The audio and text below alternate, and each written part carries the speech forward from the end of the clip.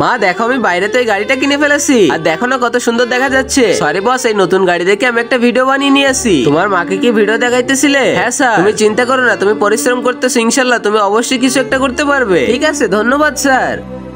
কি হলো মা, তুমি ফোন কেন কেটে দিয়েছো? সময় মতো খাবার খেয়ে নিবে, আর যত তাড়াতাড়ি হয় বাড়িতে চলে এসো। তোমার কথা আমার অনেক মনে পড়ে। ওকে ভাই, তাহলে পরে কথা বলবো। এরপরে তো আমি ক্যান্টিনে বসে খাবার খাইতে লাগি। আচ্ছা, তুমি তাহলে আমার কোম্পানিতেই কাজ করো? তাহলে আপনি সিও প্রিন্স? আরে হ্যাঁ, সমস্যা নেই, কিন্তু আমরা বন্ধু হয়ে যাব। এরপরে তো বস আমাকে অনেক বড় একটা প্রজেক্ট দিয়ে দেয়, আর ওখানে তো এই কথাগুলো শুনে লিলি অনেক জ্বলতে থাকে। যখন আমি প্রজেক্টটা কমপ্লিট করতে শুরু করি, তখনই তো প্রিন্সের কথা আমার সবসময় মনে পড়তে থাকে। এরপরে তো আমি অনেক কষ্ট করে পুরো প্রজেক্টটাই কমপ্লিট করে ফেলি। এরপরে তো আমার প্রেজেন্টেশন ছিল, আর ওখানে তো আমার মাও ছিল। প্রিন্স তো কোনো প্রকারই জানে না এখানে আমার মা আছে। হ্যালো প্রিন্স, আমরা এই ডিলটা কনফার্ম করতে পারি, কিন্তু একটা শর্ত আছে, তোমাকে আমার মেয়ের সাথে বিয়ে করতে হবে। এরপরে তো প্রিন্স আমার মায়ের কথা সব মেনে নেয়, আর তারপরে আমরা বিয়ের জন্য রাজি হয়ে যাই। আর আগে মহান আল্লাহকে তুমি ভালোবাসলে লাইক এন্ড সাবস্ক্রাইব করে দাও, আর পার্ট 2 দেখতে চাইলে অবশ্যই কমেন্টে পার্ট 2 লিখো।